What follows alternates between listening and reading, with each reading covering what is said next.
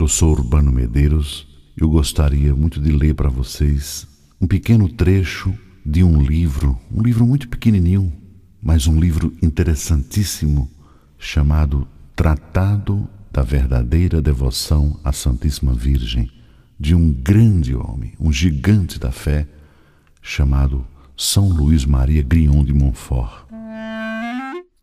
Foi por intermédio da Santíssima Virgem Maria que Jesus Cristo veio ao mundo, e é também por meio dela que ele deve reinar no mundo. Toda a sua vida, Maria permaneceu oculta. Por isso, o Espírito Santo e a Igreja a chamam Alma Mater, quer dizer, mãe escondida e secreta. Tão profunda era a sua humildade que, para ela, o atrativo mais poderoso, mais constante, era esconder-se de si mesma e de toda a criatura para ser conhecida somente de Deus. Para atender aos pedidos que ela lhe fez de escondê-la, empobrecê-la e humilhá-la, Deus providenciou para que, oculta, ela permanecesse em seu nascimento, em sua vida, em seus mistérios, em sua ressurreição e assunção, passando despercebida aos olhos de quase toda criatura humana.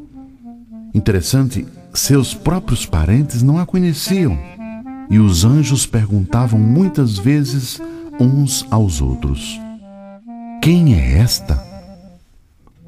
Pois que o Altíssimo lhe escondia, ou se algo lhes desvendava a respeito, muito mais, infinitamente, lhes ocultava. Deus Pai consentiu que jamais em sua vida ela, Maria, fizesse algum milagre, pelo menos um milagre visível e retumbante, conquanto lhe tivesse outorgado o poder de fazê-los. Deus Filho consentiu que ela, Maria, não falasse, se bem que lhe houvesse comunicado a sabedoria divina. Deus Espírito Santo consentiu que os apóstolos e evangelistas a ela mal se referissem e apenas no que fosse necessário para manifestar Jesus Cristo. E, no entanto, ela era a esposa do Espírito Santo. Maria é a obra-prima por excelência do Altíssimo, cujo conhecimento e domínio ele reservou para si. Maria é a mãe admirável do Filho, a quem aprouve humilhá-la e ocultá-la durante a vida para lhe favorecer a humildade, tratando-a de mulher, como a uma estrangeira, conquanto em seu coração a estimasse e amasse mais que todos os anjos e homens. Maria é a fonte selada e a esposa fiel do Espírito Santo, onde só Ele pode penetrar. Maria é o santuário, o repouso da Santíssima Trindade, em que Deus está mais magnífica e divinamente que em qualquer outro lugar do universo, sem excetuar seu trono sobre os querubins e serafins.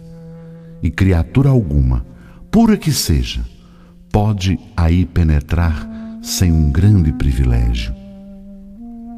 Eu digo com os santos: Maria Santíssima é o paraíso terrestre do novo Adão, no qual este se encarnou por obra do Espírito Santo para aí operar maravilhas incompreensíveis. É o grande, o divino mundo de Deus, onde há belezas e tesouros inefáveis. É a magnificência de Deus, em que Ele escondeu, como em seu seio, seu Filho único, e nele tudo que há de mais excelente e mais precioso.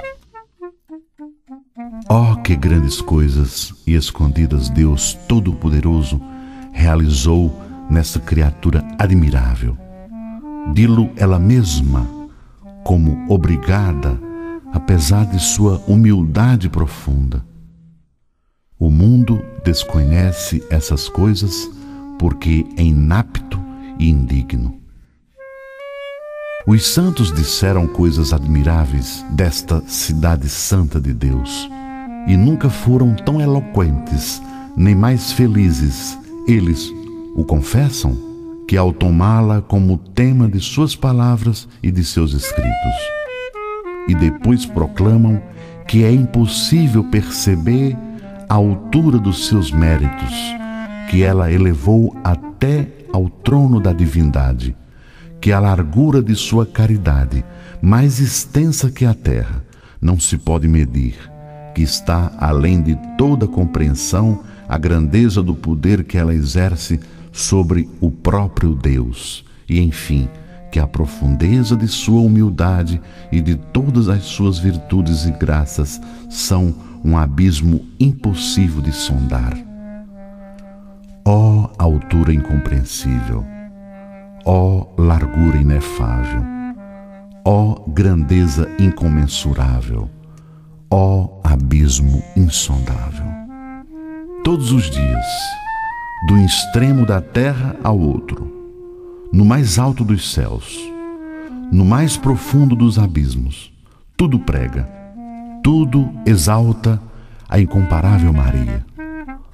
Os 9 coros de anjos, os homens de todas as idades, de todas as condições e religiões, os bons e os maus, os próprios demônios são obrigados, de bom ou mau grado, pela força da verdade, a proclamá-la bem-aventurada.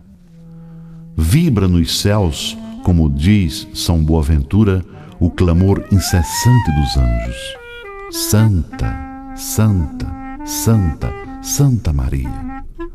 E milhões de vezes, todos os dias, eles lhe dirigem a saudação angélica: Ave Maria, cheia de graça, o Senhor é convosco. Curvando-se diante dela e pedindo-lhe a graça de honrá-los com suas ordens.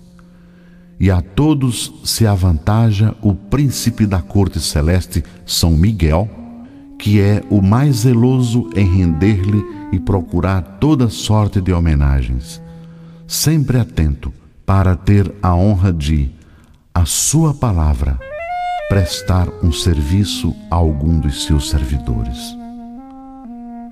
Toda a terra está cheia de sua glória, particularmente entre os cristãos que a tomam como padroeira e protetora em muitos países, províncias, dioceses e cidades. Inúmeras catedrais são consagradas sob a invocação do seu nome. Igreja alguma se encontra sem um altar em sua honra. Não há região ou país que não possua alguma de suas imagens milagrosas, junto das quais todos os males são curados e se obtêm todos os bens. Quantas confrarias e congregações erigidas em sua honra!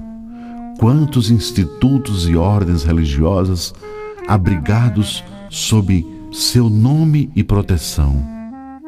Quantos irmãos e irmãs de todas as confrarias e quantos religiosos e religiosas a entoar os seus louvores, a anunciar as suas maravilhas. Não há criancinha que, balbuciando a Ave Maria, não a louve. Mesmo os pecadores, os mais empedernidos, endurecidos, inflexíveis, conservam sempre uma centelha de confiança em Maria. Dos próprios demônios no inferno, não há um que não a respeite, embora temendo. Depois disto, é preciso dizer, em verdade com os santos: Maria ainda não se louvou, exaltou, honrou, amou e serviu suficientemente a ela, pois muito mais louvor, respeito, amor e serviço ela merece. É preciso dizer ainda com o Espírito Santo: toda a glória da filha do rei está no interior. Como se toda a glória exterior que lhe dão a porfia, o céu e a terra, nada fosse em comparação daquela que ela recebe no interior da parte do Criador e que desconhecem as fracas criaturas incapazes de penetrar o segredo dos segredos do Rei. Devemos, portanto, exclamar com o apóstolo Paulo: os olhos não viram, o ouvido não ouviu, nem o coração do homem compreendeu as belezas, as grandezas e excelências de Maria, o milagre dos milagres da graça, da natureza e da glória. Se quiserdes compreender a mãe, diz um santo, compreendei o filho. Ela é uma digna mãe de Deus. Toda língua aqui emudeça. Meu coração ditou tudo o que acabo de dizer para vocês com especial alegria, para demonstrar que Maria Santíssima tem sido, até aqui, desconhecida. E que é esta uma das razões por que Jesus Cristo não é conhecido como deve ser. Quando, portanto, e é certo, o conhecimento e o reino de Jesus Cristo tomarem o mundo, será como uma consequência necessária do conhecimento e do reino da Santíssima Virgem Maria. Ela deu ao mundo a primeira vez e também, da segunda, o fará resplandecer. Confesso com toda a Igreja que Maria é uma pura criatura saída das mãos do Altíssimo. Comparada, portanto, à majestade infinita, ela é menos que um átomo, é antes um nada, pois que só Ele é aquele que é. E por conseguinte, este grande Senhor, sempre independente e bastando-se a si mesmo, não tem nem teve jamais necessidade da Santíssima Virgem para a realização de suas vontades e a manifestação de sua glória. Basta-lhe querer para tudo fazer. Digo, entretanto, que supostas as coisas como são, já que Deus quis começar e acabar suas maiores obras por meio da Santíssima Virgem, depois que a formou, é de crer que não mudará de conduta nos séculos dos séculos, pois é Deus imutável em sua conduta e em seus sentimentos. Deus Pai só deu ao mundo seu unigênito por Maria. Suspiraram os patriarcas e pedidos insistentes fizeram os profetas e os santos da lei antiga, da lei judaica, durante 4 milênios. Mas só Maria o mereceu e alcançou graça diante de Deus, pela força de suas orações e pela sublimidade de suas virtudes, porque o mundo era indigno, como diz o grande Santo Agostinho, de receber o Filho de Deus diretamente das mãos do Pai. Ele o deu a Maria a fim de que o mundo o recebesse por meio dela. Em Maria e por Maria é que o Filho de Deus se fez homem para a nossa salvação. Deus, Espírito Santo, formou Jesus Cristo em Maria, mas só depois de lhe ter pedido consentimento por intermédio de um dos primeiros ministros da corte celestial. Deus Pai transmitiu a Maria sua fecundidade, na medida em que a podia receber uma simples criatura, para que ela pudesse produzir o seu filho e todos os membros do seu corpo místico. Deus Filho desceu ao seio virginal, qual novo Adão no paraíso terrestre, para aí ter suas complacências e operar em segredo maravilhas de graça.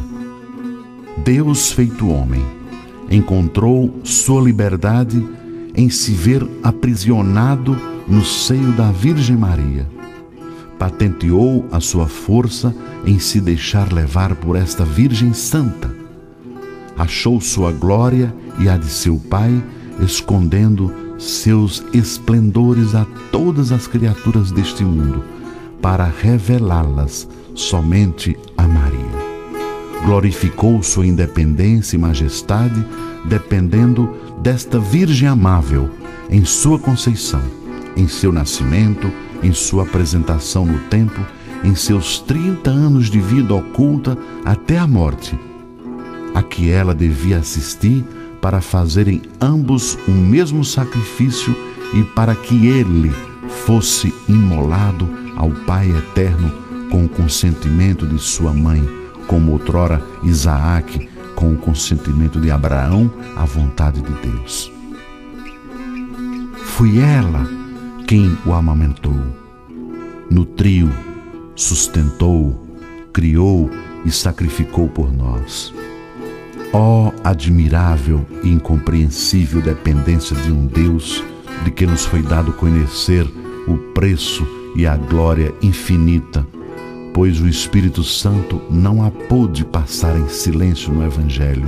Como incógnitas nos ficaram quase todas as coisas maravilhosas que fez a sabedoria encarnada durante sua vida oculta. Jesus Cristo deu mais glória a Deus, submetendo-se a Maria durante 30 anos, do que se tivesse convertido toda a terra pela realização dos mais estupendos milagres. Oh, quão altamente glorificamos a Deus quando, para lhe agradar, nos submetemos a Maria, a exemplo de Jesus Cristo, nosso único modelo. Se examinarmos atentamente o resto da vida de Jesus, veremos que foi por Maria que ele quis começar seus milagres. Pela palavra de Maria, ele santificou São João no seio de Santa Isabel. Assim que as palavras brotaram dos lábios de Maria, João ficou santificado, e foi este seu primeiro e maior milagre de graça. Foi a humilde pedido de Maria que ele, nas núpcias de Caná, mudou água em vinho, sendo este seu primeiro milagre sobre a natureza. Ele começou e continuou seus milagres por Maria, e por Maria os continuará até ao fim dos séculos.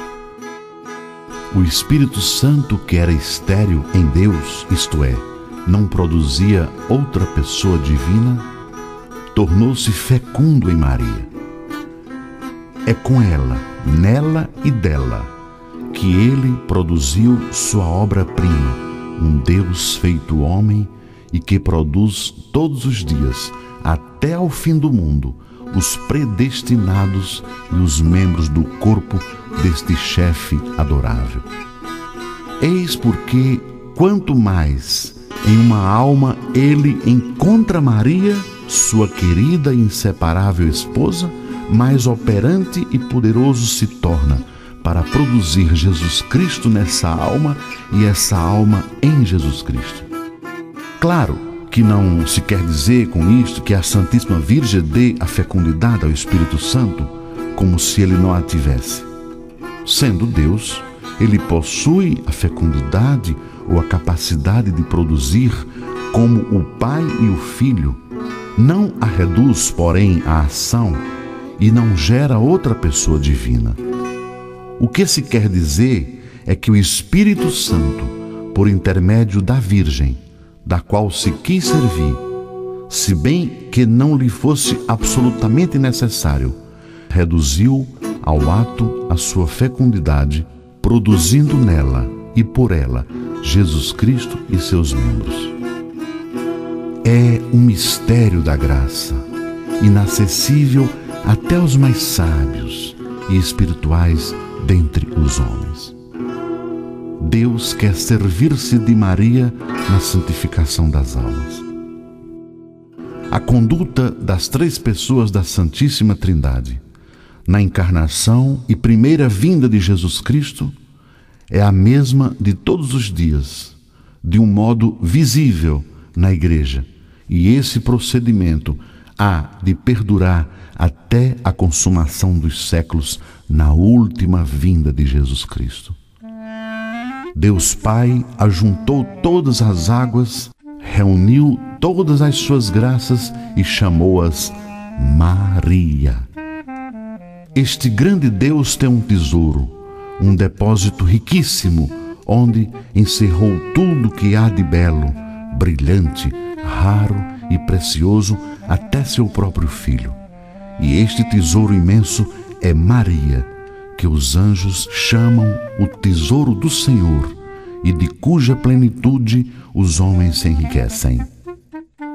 Deus Filho comunicou à sua mãe tudo o que adquiriu por sua vida e morte. Seus méritos infinitos e suas virtudes admiráveis.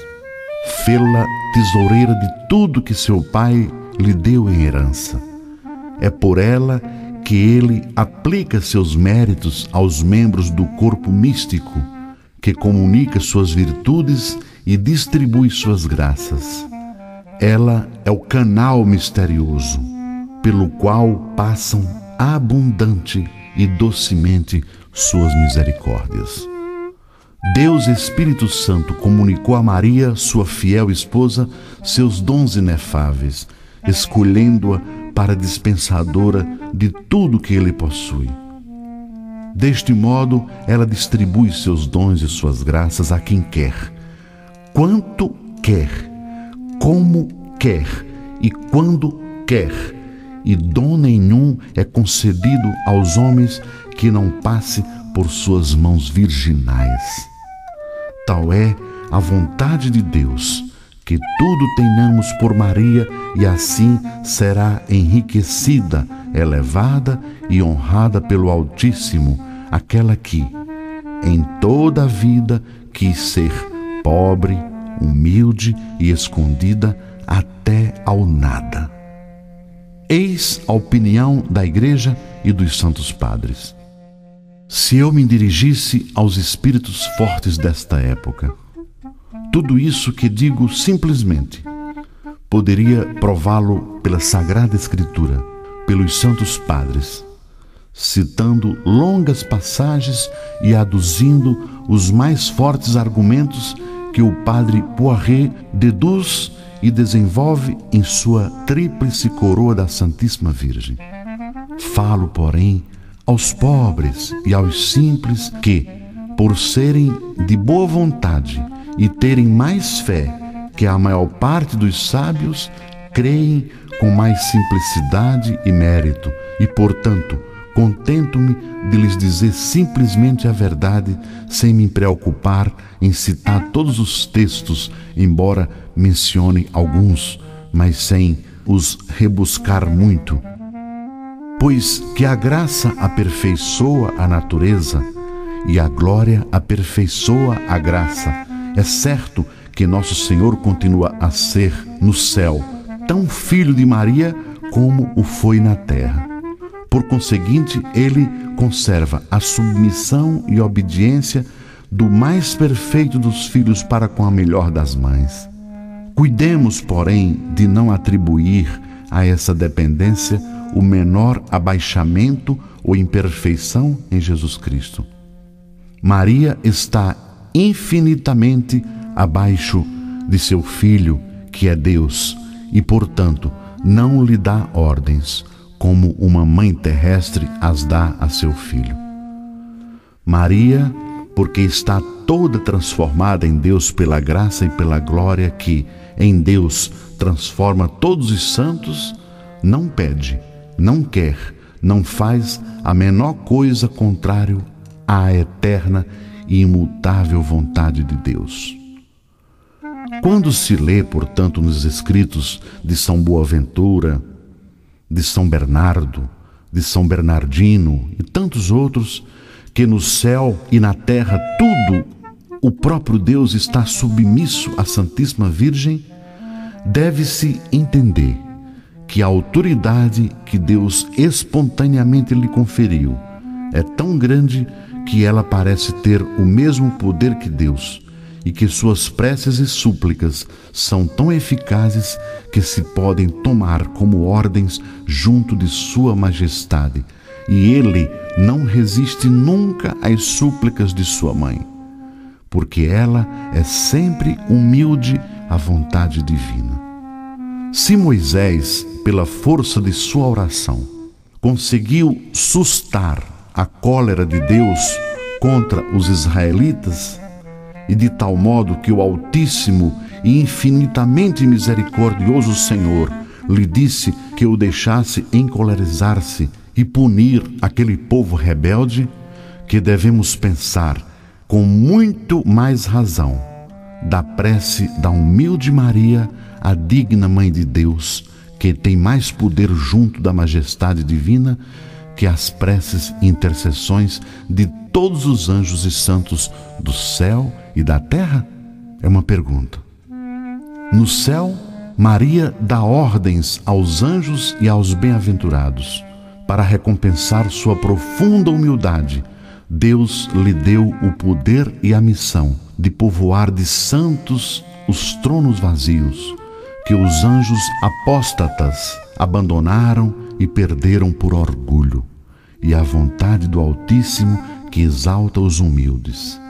É que o céu, a terra e o inferno se curvem de bom ou mau grado às ordens da humilde Maria, pois Ele a fez soberana do céu e da terra, general de seus exércitos, tesoureira de suas riquezas, dispensadora de suas graças, artífice de suas grandes maravilhas, reparadora do gênero humano, mediadora para os homens, exterminadora dos inimigos de Deus e a fiel companheira de suas grandezas e de seus triunfos. Por meio de Maria, Deus Pai quer que aumente sempre o número de seus filhos, até a consumação dos séculos. E diz-lhe estas palavras: habita em Jacó, e faze tua morada e residência em meus filhos e predestinados, figurados por Jacó, e não nos filhos do demônio e nos malvados que Esaú figura. Assim como na geração natural e corporal há um pai e uma mãe, há na geração sobrenatural um pai que é Deus e uma mãe, Maria Santíssima. Todos os verdadeiros filhos de Deus e os predestinados têm Deus por pai e Maria por mãe. E quem não tem Maria por mãe, não tem Deus por pai. Por isso, os réprobos, os hereges, os cismáticos e tantos outros que odeiam ou olham com desprezo ou indiferença a Santíssima Virgem não têm Deus por pai, ainda que disto se gloriem, pois não têm Maria por mãe.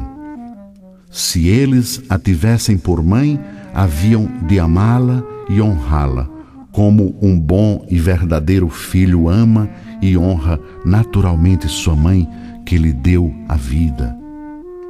O sinal mais infalível e indubitável para distinguir um herege, um cismático, um réprobo de um predestinado é que o herege e o réprobo ostentam desprezo e indiferença pela Santíssima Virgem e buscam, por suas palavras e exemplos, abertamente ou às escondidas, às vezes sob belos pretextos, diminuir e amesquinhar o culto e o amor a Maria.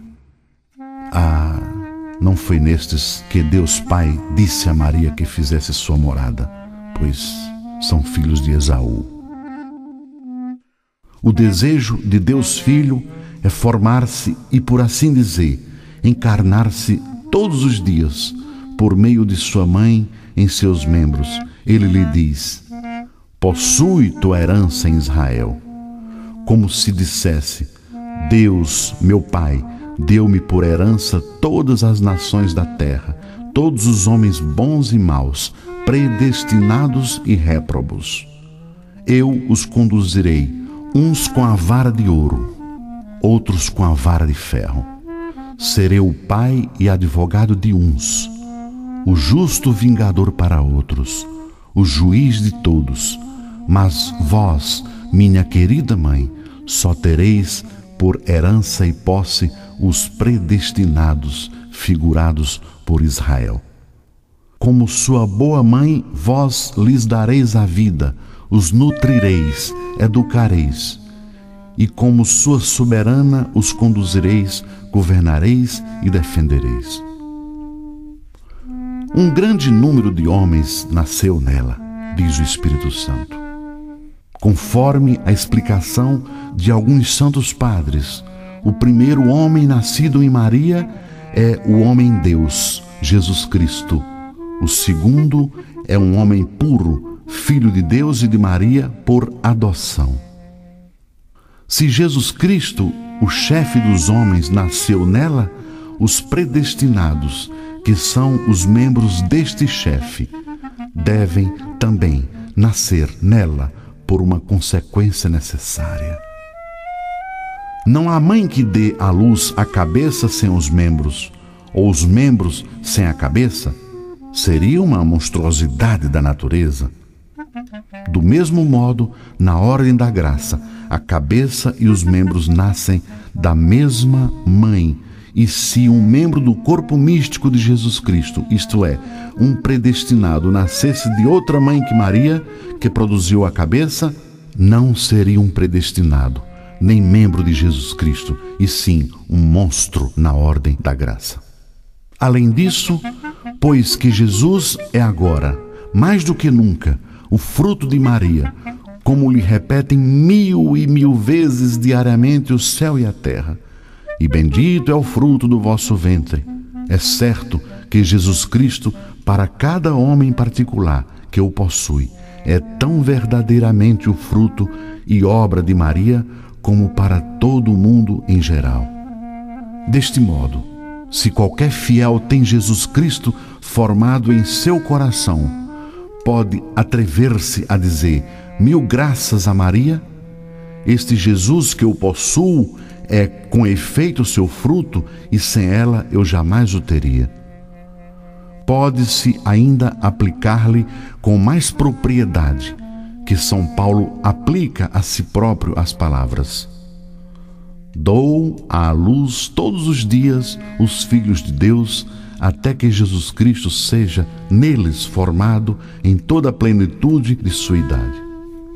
Santo Agostinho, sobrepujando a si mesmo e tudo o que acabo de dizer para vocês, confirma que todos os predestinados para serem conformes à imagem do Filho de Deus são, neste mundo, ocultos no seio da Santíssima Virgem. E aí, guardados, alimentados, mantidos e engrandecidos por esta boa mãe, até que ela os dê a glória depois da morte, que é propriamente o dia de seu nascimento, como qualifica a Igreja a morte dos justos. Ó mistério de graça, que os condenados desconhecem e os predestinados conhecem muito pouco. É vontade de Deus Espírito Santo que nela e por ela se formem eleitos. Minha bem-amada e minha esposa, lança em meus eleitos as raízes de todas as virtudes, a fim de que eles cresçam de virtude em virtude e de graça em graça. Tive tanta complacência em ti, quando vivias na terra, praticando as mais sublimes virtudes, que desejo ainda encontrar-te sobre a terra, sem que deixes de estar no céu.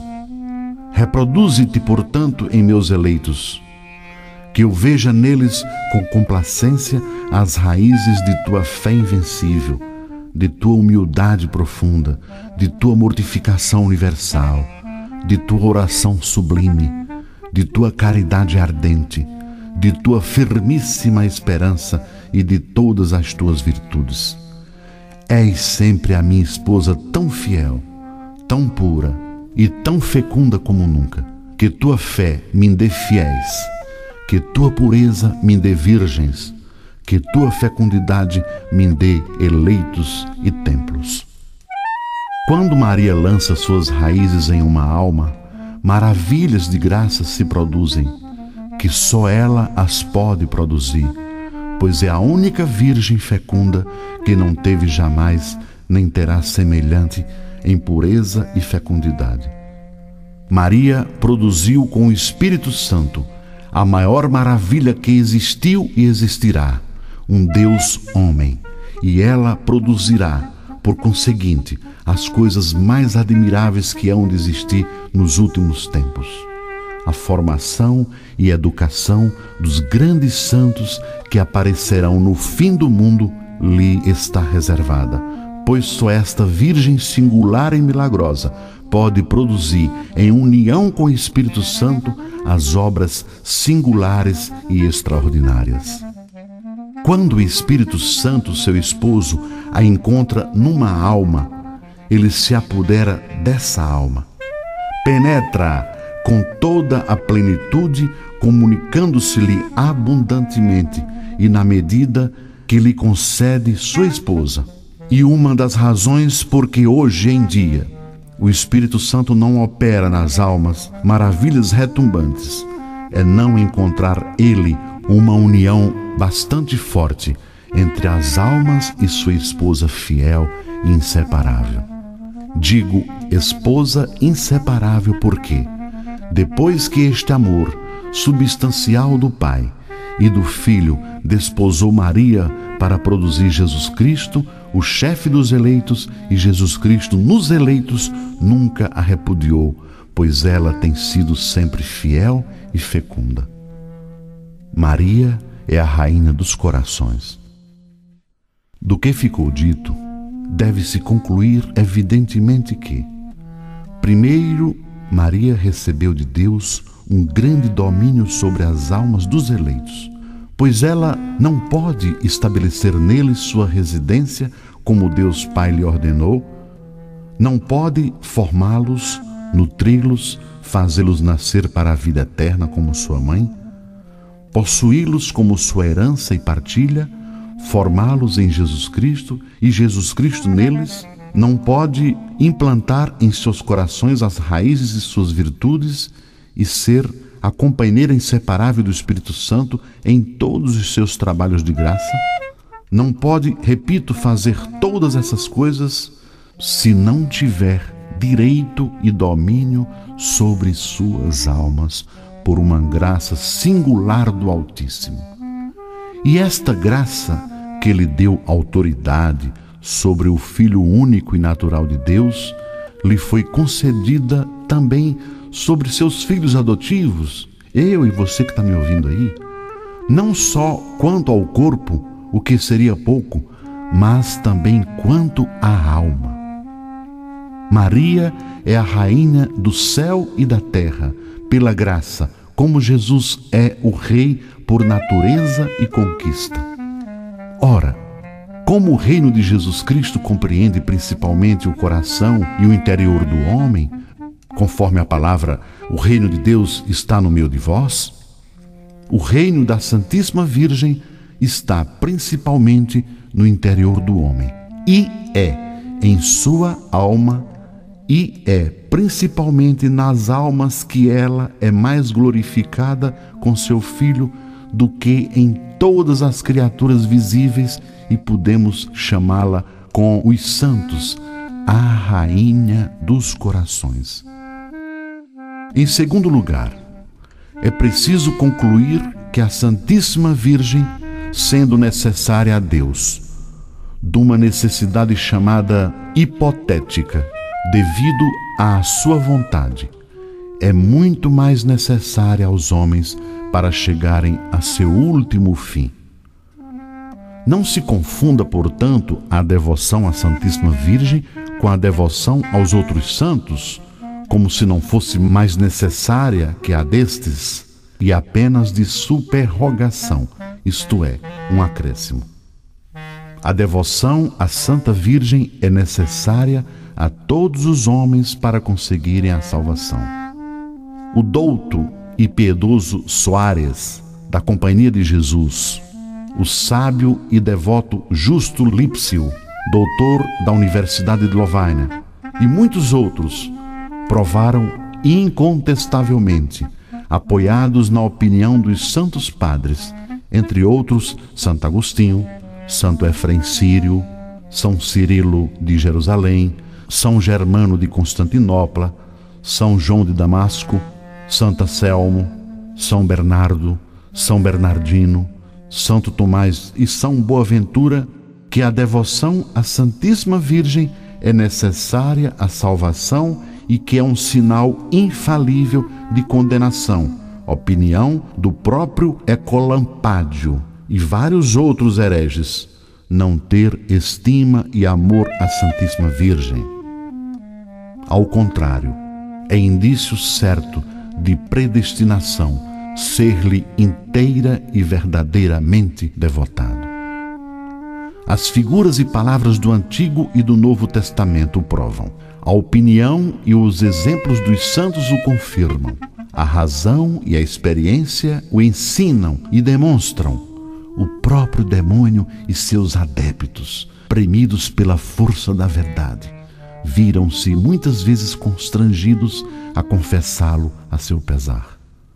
De todas as passagens dos santos padres e doutores que compilei para provar esta verdade, cito apenas uma, para não me alongar. Ser vosso devoto, ó Virgem Santíssima, é uma arma de salvação que Deus dá àqueles que quer salvar. São João Damasceno. Eu poderia repetir aqui várias histórias que provam o que afirmo. Entre outras, primeiro, aquela que vem narrada nas Crônicas de São Francisco, em que se conta que o santo viu em êxtase uma escada enorme, em cujo topo, apoiado no céu, avultava a Santíssima Virgem. E o santo compreendeu que aquela escada ele devia subir para chegar ao céu. Segundo, a outra, narrada nas Crônicas de São Domingos, quando o santo pregava o rosário nas proximidades de Carcassona. 15.000 demônios que possuíam a alma de um infeliz herege foram obrigados, por ordem da Santíssima Virgem, a confessar muitas verdades grandes e consoladoras referentes à devoção a Maria. E eles, para a própria confusão, o fizeram com tanto ardor e clareza que não se pode ler essa autêntica narração e o elogio que o demônio, embora a contragosto, fez da devoção mariana sem derramar lágrimas de alegria, ainda que pouco devoto se seja da Santíssima Virgem. Se a devoção à Virgem Santíssima é necessária a todos os homens para conseguirem simplesmente a salvação, é ainda mais para aqueles que são chamados a uma perfeição particular. Nem creio que uma pessoa possa adquirir uma união íntima com Nosso Senhor e uma perfeita fidelidade ao Espírito Santo sem uma grande união com a Santíssima Virgem e uma grande dependência de seu socorro.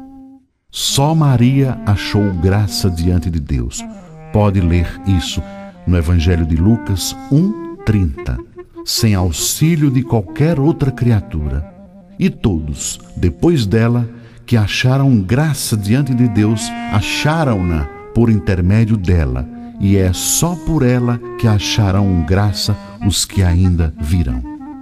Maria era cheia de graça quando o arcanjo Gabriel a saudou, e a graça superabundou quando o Espírito Santo a cobriu com sua sombra inefável.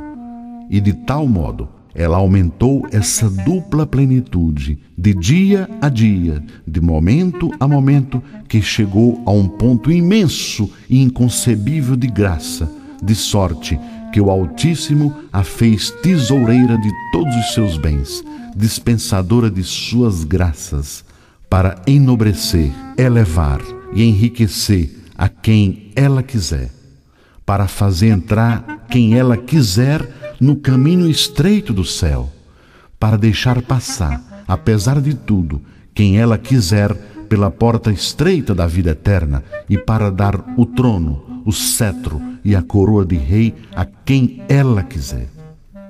Jesus é em toda parte e sempre o fruto e o filho de Maria. E Maria é em toda parte a verdadeira árvore que dá o fruto da vida e a verdadeira mãe que o produz.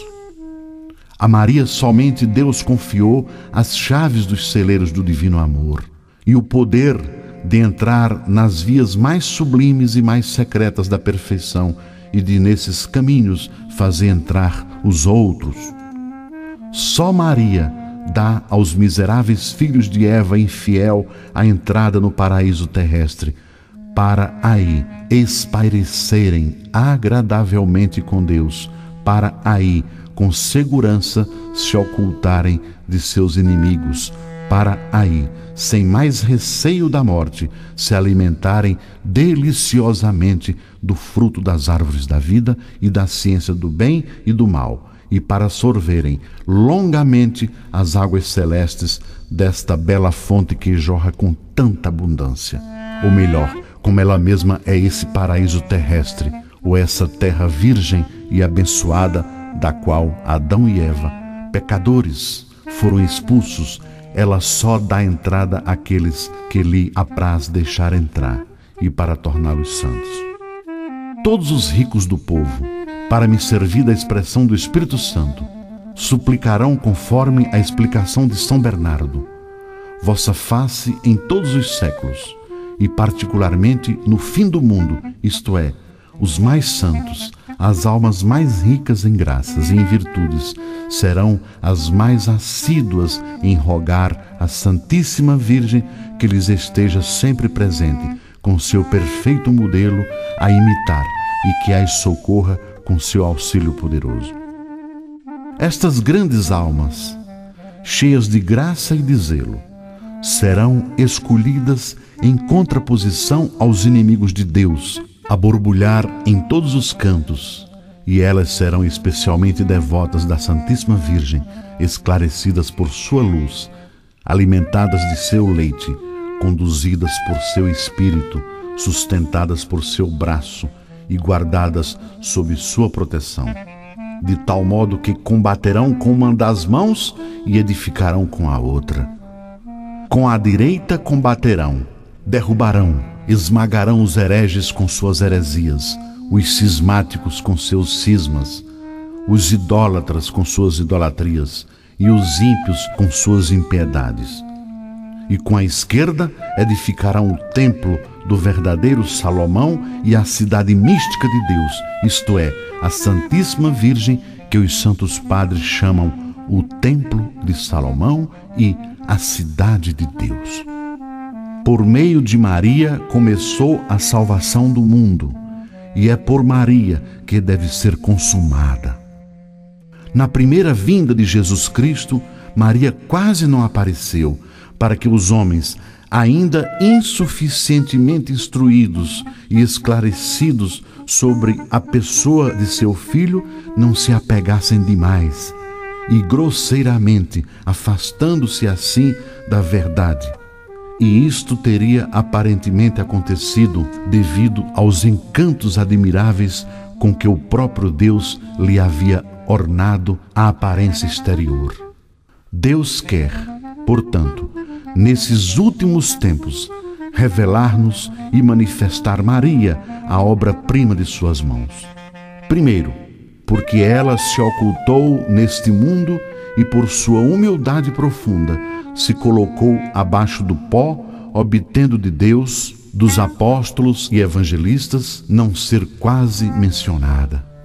Segundo, porque sendo a obra-prima das mãos de Deus, tanto aqui embaixo pela graça como no céu pela vitória, Ele quer que por ela os viventes o louvem e glorifiquem sobre a terra. Terceiro, visto ser ela a aurora que precede e anuncia o sol da justiça, Jesus Cristo deve ser conhecida e notada para que Jesus Cristo o seja. Quarto, pois que é a via pela qual Jesus Cristo nos veio a primeira vez, ela o será ainda na segunda vinda, embora de modo diferente. Quinto, pois que é o meio seguro e o caminho reto e imaculado para se ir a Jesus Cristo e encontrá-lo plenamente. É por ela que as almas chamadas a brilhar em santidade devem encontrá-lo. Quem encontrar Maria, encontrará a vida. E é Jesus Cristo o caminho, a verdade e a vida. Mas não pode encontrar Maria quem não a procura. Não pode buscá-la quem não a conhece. E ninguém procura nem deseja o que não conhece.